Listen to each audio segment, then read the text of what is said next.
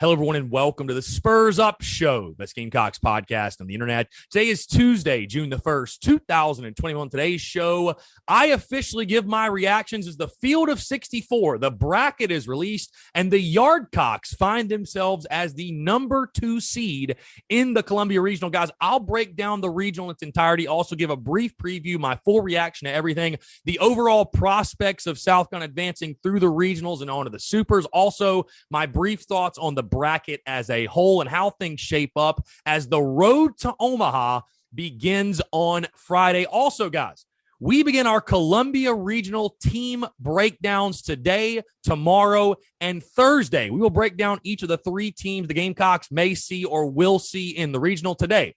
We begin with the number 1 seed in the Columbia Regional, the Old Dominion Monarchs. Guys, I'll break down the Monarchs in its entirety. We'll talk a little bit about their head coach, their 2021 season, their pitching, their hitting, some of their top arms, their top bats, their players to watch for. Much, much more from there as well, guys. I got a packed show here on a Tuesday, and it's all brought to you by our friends over at Upstate Movers Group. Guys, Upstate Movers Group, superior moving service. They bring care and attention on the companies can't offer because they're just too busy maintaining trucks and profiting off of them instead of focusing on service. Guys, service is what separates Upstate Movers Group from the competition. They're not a trucking company. They're a moving services company, and they're also employee-owned co-op. Their movers are paid twice the industry average, and everyone on the crew is invested in your success. They have dedicated professional crew members, and they also offer black glove service. They offer end-to-end packing services, custom crating and packaging for special items, and cleaning services as well. They're founded by Greenville natives and University of South Carolina alumni, guys, so a Gamecock-owned small business.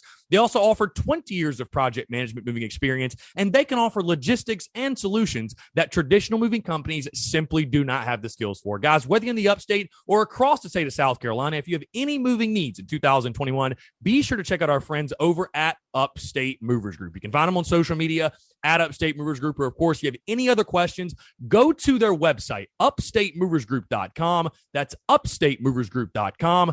Be sure to check them out and tell them Chris from the Spurs Up Show sent you. Let's get it.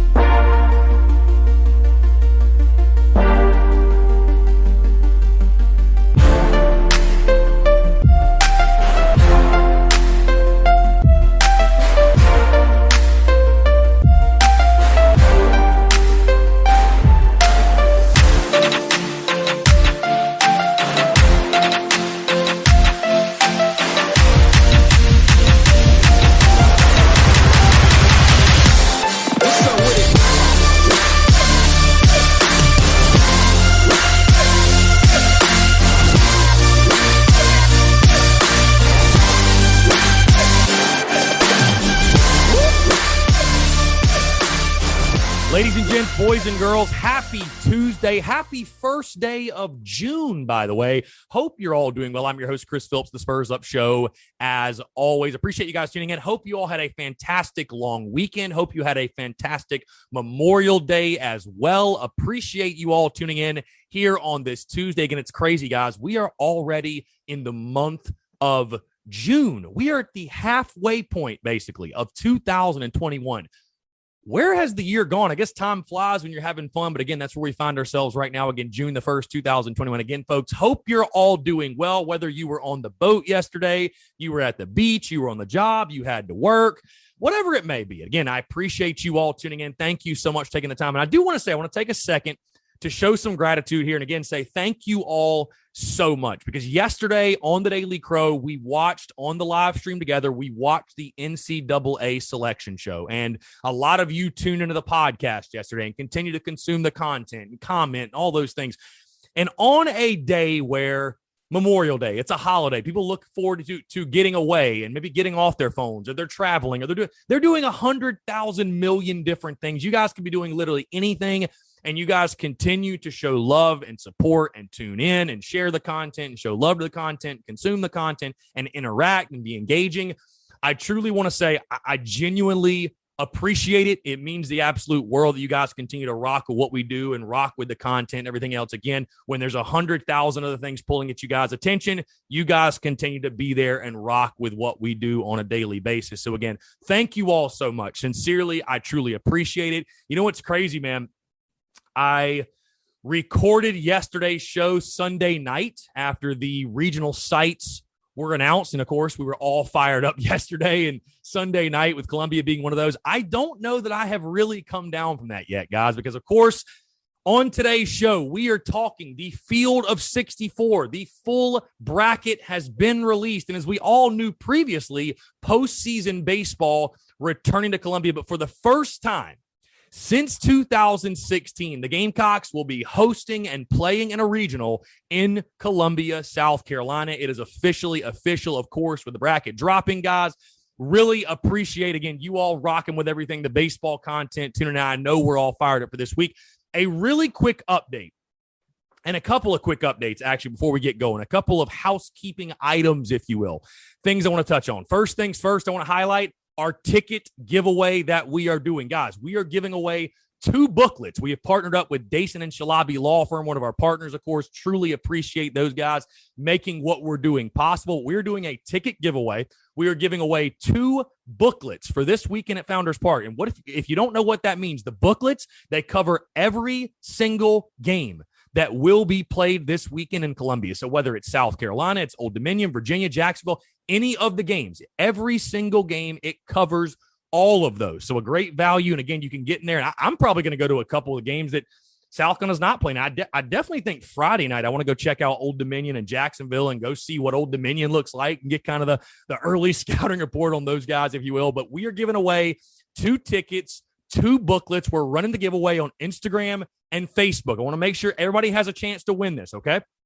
The rules are on Instagram and Facebook. They're very, very simple. It's as simple as liking the post, tagging 3 friends, and you have to follow/like Dason and Shalabi Law Firm. If you don't do that, you will not win. So please don't let that be the reason you do not get picked, because yes, believe it or not, I do check. So yes, running those giveaways on Instagram and Facebook.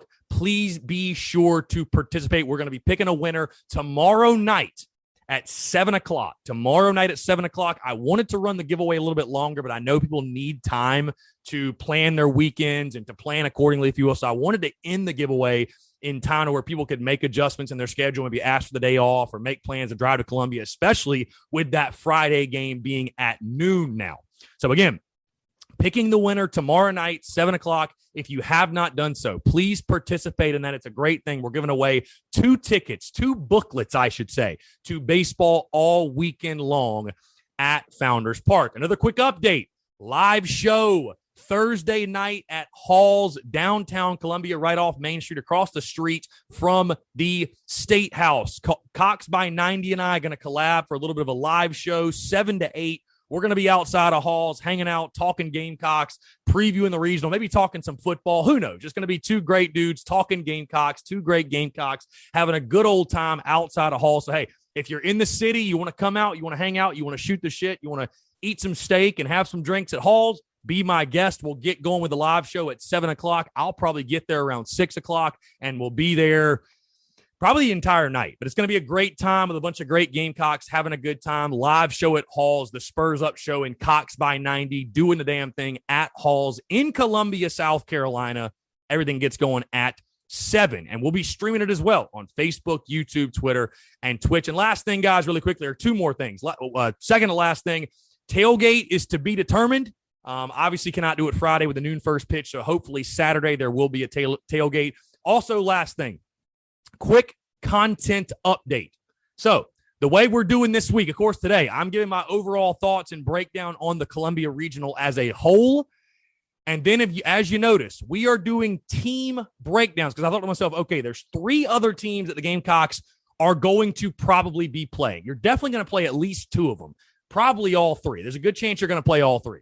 So what's the best way to do this? Because trying to break down 3 teams in one show, you think these shows are long as it is, it'd be brutal. It'd be brutal. I realized that when I started putting together the script, and I was like, man, 1 team takes up a lot. So what we will do, full team breakdowns on today's show, tomorrow's show, and then Thursday's show. We will run it like a normal preview show. We will talk Virginia on Thursday, all the matchups, everything you need to know about the Cavaliers. And, of course, we'll talk about things from the South Carolina side of things and preview the game. Also, I will give my prediction on Thursday. And then Friday, I will give my full regional prediction for Gamecocks baseball. So again, today we're breaking down the number 1 seed Old Dominion. Tomorrow we will break down the 4 seed Jacksonville and also have our 2021 opponent preview series breaking down the Georgia Bulldogs. And I just mentioned you guys what Thursday and Friday will be. Think of it as a normal game week. So again, appreciate you guys being patient. I know that was a lot as far as housekeeping items, but there's a lot going on this week, which is a positive. So without further ado, let's dive into it. The Columbia Regional comes out, the breakdown of it, guys. And hey, postseason baseball is back in Columbia. The Gamecocks find themselves as the number 2 seed in the Columbia Regional. Of course, Old Dominion being the number 1, Virginia as the number 3, and Jacksonville the number 4. Overall, guys, I'll tell you what, it wouldn't have even mattered who was the 3 and 4 seeds. I think we all knew Old Dominion was going to be that 1, but it wouldn't even matter to me who the 3 and 4, just the fact. I mean, guys, like I told you, I'm still riding the emotional high of the simple fact that South Carolina is going to be playing postseason baseball at Founders Park this summer. And I'll be honest, there's multiple reasons why I feel that way. Number 1, I'm a fan, right? I'm a big-time fan of South Carolina baseball, and I love to see it. Number 2, from the content side, we don't have to go on the road and set plans and figure things out. The fact that I basically get to walk down the street and go make content around Gamecocks baseball makes me absolutely giddy. But when you look at the prospects of this regional, you know, you avoid teams like North Carolina. I thought you were going to get South Florida. You didn't get them. I thought you were going to get Virginia Commonwealth. You didn't get them. I thought maybe Presbyterian would have been in there. You didn't get them. And, you know, we're going to do, like I said, we're going to do our full team breakdowns as we go throughout all week. I don't think South Carolina had as bad of a draw as some others in regards to the regional being a gauntlet. You know, you look at like Ole Miss, the Oxford Regional. I mean, they got a really, really tough draw with Southeast Missouri, but Florida State and Southern Miss. I mean, they got a really tough draw. You take a look at some others. You look at, you take a look at the Florida Regional with South Florida, Miami, and South Alabama. Mississippi State with Samford, VCU, and Campbell. You know, TCU with McNeese, Oregon State, and Dallas Baptist. Like, there are some pretty loaded regionals out there. I think the Gamecocks, I'd put them right in the middle. I'd put them right in the middle in regards to this regional. And it's funny because I'm talking about the regional like South Carolina is the 1 seed. And we all know that Old Dominion is the 1 seed in this regional. But when you're hosting, it's almost like the seeds don't even matter. Like, this is on South Carolina's home field. Bottom line. So you come into this with the approach and the mentality, and I'm sure the team feels this way too. Like, hey, we're hosting. We are the number 1 seed. We are the host team. Even if that's not the case, that is the mentality you take on. And when you look at, the regional and how things set up in regards to talking about big picture, right? Getting to Omaha, you are 5 wins away from getting to Omaha. If you sweep to the regionals, you need 3 wins and then 2 wins in the super regional rounds. Those 5 wins, hey, 5's all it takes. You go on a 5-game winning streak, you're in Omaha, which is the ultimate goal. And you're matched up with the Fort Worth Regional, paired with the Fort Worth Regional, which is TCU. Now, TCU, a really, really good ball club. But I think when you look at the other options, of course, the top 4 national seeds, any of the SEC teams you played, Texas, I think that's about as favorable as you could have asked for, to be totally honest with you guys. They have TCU, Oregon State, Dallas Baptist, and McNeese. And that's who you're paired up against. I think it sets up pretty well for the Gamecocks. Now, again, you got to take care of your business this weekend, and I'm certainly not looking too far ahead because, hey, I'll tell you what, I have not given predictions yet for this weekend, but I don't know that the Gamecocks are going to go undefeated through this regional this weekend. They might win this regional, but I think it's going to be very, very challenging. Again, we're going to talk about Old Dominion on today's show. That's a really, really good ball club. Virginia features a guy you're going to probably face Friday that's going to be just like all the other guys you saw in SEC play. And then Jacksonville's a team that won their conference tournament. And yes, I know their record is laughable, but they're playing hot baseball right now. It's 3 really hot teams, really high quality teams. You're not a bad team if you've made it to this point in the postseason. But again, I do feel good about South Carolina's prospects overall. I think they, being at home, you feel good about it. And I said this before, man. I said this before the selection show even happened. I said this before Sunday. South Carolina going into the postseason, I feel so confident about the Gamecocks taking on non-conference competition. I mean, we've played the best, man. We've seen the best arms. We've faced the best bats. As good as Old Dominion, Virginia, and Jacksonville might be, as good as some of their players might be, they're not going to be anything compared to what you have already seen at this point in the season. I know that's such like an SEC, an SEC type of mindset. People get so sick of hearing that, and SEC fans being all high and mighty, like, oh, we're so much better than you. But guys, in baseball, like the SEC just truly is the best conference. There's no dancing around that. They truly are the best conference. So you're not going to see anybody that's better than the competition you have already played to this point. So again, I think you should feel really, really confident as a Gamecock fan. I think you should feel very confident as a South Carolina fan. I'll tell you this, and again, we're going to break this down more later in the week. This reaction, guys, and this breakdown was meant to be more so a 30,000-foot view, as are these team breakdowns as well. Like I said, later in the week, when we're actually talking about the game one, the Gamecocks play against Virginia, and we start breaking down matchups within that and key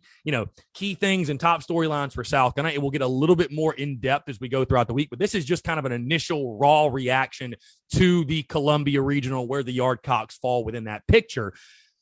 But I'll tell you this, winning that first game, because you're probably going to throw Brett Carey. A lot of people say, hey, are you going to throw Brett Carey? I think you have to throw Brett Carey in that game one. That Virginia game at home, you really don't want to fall into the loser's bracket. You really don't. That's a big one. That's going to be a really, really big one for South Carolina. If they're going to win this regional as a 2 seed, and again, like I said, when you're the host team, quote unquote, the seeding doesn't really matter. I'm sure Old Dominion's going to feel like they are the 2 seed versus being the 1. But getting things started off on the right foot, because you're going to throw your best guy. You need to win with your best guy. You need to swing it behind your best guy. That's probably the team I'm most nervous about going into that's no knock on Old Dominion. That's no knock on Jacksonville. But Virginia, a big-time legit ACC ball club. They've been here, done that. Hell, these two teams have met in Omaha before in 2011, you might remember. So this is one where, that first game against UVA, I will be truly on the edge of my seat, ready to go for that one. But I do like the Gamecocks' chances. If you can get past that one, I feel really good about it. You'd like to say the opportunity to go 3-0 is there, which most certainly it is, but you got to take it one game at a time. I know that's such coach speak. I know you're like, Chris, stop with the BS. No, I think you just really got to try to go 1-0 each and every single day. If you can do that, you're going to come out on Sunday afternoon. Going to the Super Regional is going to be right where you want to be. So like I said, guys, Yardcocks getting going Friday in the Columbia Regional as the 2 seed, Old Dominion as the number 1 seed and the 11th overall seed in all of college baseball, with Virginia being the 3 and Jacksonville being the 4. On that note, we're talking Old Dominion Monarchs, guys. Let's begin our Columbia Regional team breakdowns. And like I told you guys, we are going to do this for each of the 3 teams. How you guys are probably familiar with how when we go into a weekend series, we break down the pitching, we break down the hitting, we talk top players to watch for, we talk, weekend rotation, records, coaches, all that good stuff. I'm going to do that exact same thing today, tomorrow, and Thursday. So today, of course, for Old Dominion, tomorrow for Jacksonville, and Thursday will be a little bit more in-depth with Virginia because the Gamecocks play Virginia on Friday. Now, I've expanded these a little bit to include more of the top arms, more for the players to watch for, so you guys can just try to get a little familiar with these teams because, of course, we won't drop podcasts over the weekend, and there's a good chance the Gamecocks will play these teams over the weekend. Now, with that being said, I will drop predictions, certainly, but there won't be a full podcast or anything like that to come out. So I wanted to make sure we touched on all of these teams in the regional, though, and give them the respect they most certainly deserve. Again, make you guys familiar just in case South Carolina runs into one of, if not all of these teams this weekend at Founders Park. So again, we're going to begin the Columbia Regional team breakdowns with the number 1 seed in the Columbia Regional, that being the Old Dominion Monarchs. Old Dominion of the Conference USA. Their head coach is Chris Finwood. Really good season. I mean, listen, I know Old Dominion, you say, oh, they're a Conference USA team, whatever. No, this is a legit ball club. 42-14 overall, 22-10. They actually won the Conference USA tournament over Louisiana Tech, who, by the way, is a damn good ball club in their own right. So this is a really, really strong Old Dominion team, a really, really good ball club. Let's move into their pitching and their hitting, guys. We'll start on the mound. Now, when you look at this team, look at the numbers. The hitting is really what jumps out at you. Yes, they've got some talented arms, especially in their starting rotation, but a 4.31 overall ERA and a 4.87 conference ERA in Conference USA. And listen, I understand. Conference USA was a really good conference this year. But that, to me, does not scream like this is going to be the top pitching staff that is displayed this weekend at Founders Park. 527 strikeouts, 212 walks, and 470 innings pitched. So they do a good job in regards to strikeout to walk ratio, but a 4.31 overall ERA. And like I said, guys, 4.87 in the conference. In Conference USA. And like I said, no knock on Conference USA, but that is not the SEC. That's not even the ACC. It's not one of the best conferences in all of college baseball. So you wonder how that's going to transition. And like we say, hey, the game is so much more offensive now. And that goes for every single sport. But in baseball, normally the team that has the dominant shutdown guys on the mound, that's the team that wins in the postseason. So we'll see how the Old Dominion arms transfer over to this weekend. Let's talk about some of those top arms. And this is what really, before I even get into the names, the numbers, guys, this is what really stands out to me about Old Dominion, not just on the mound, but as a team as a whole.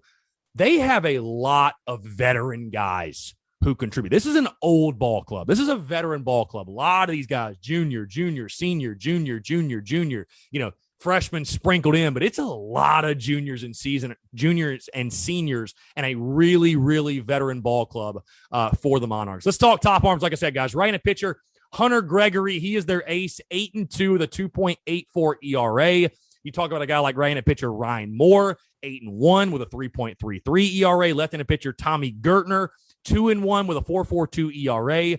You then move to a bullpen guy, left-handed pitcher Jason Hartline, 5-0 with a 1.62 ERA. And then left-handed pitcher Noah Dean, 0-1 with a 4.66 ERA. But he does lead their team with 8 saves. So like I said, there's definitely talent in that Monarchs pitching staff, but I would not say that the pitching is the strength of this ball club. Instead, guys, we got to move to the hitting side of things. Let's move to the dish because the hitting is really what jumps out to you. 311 team average.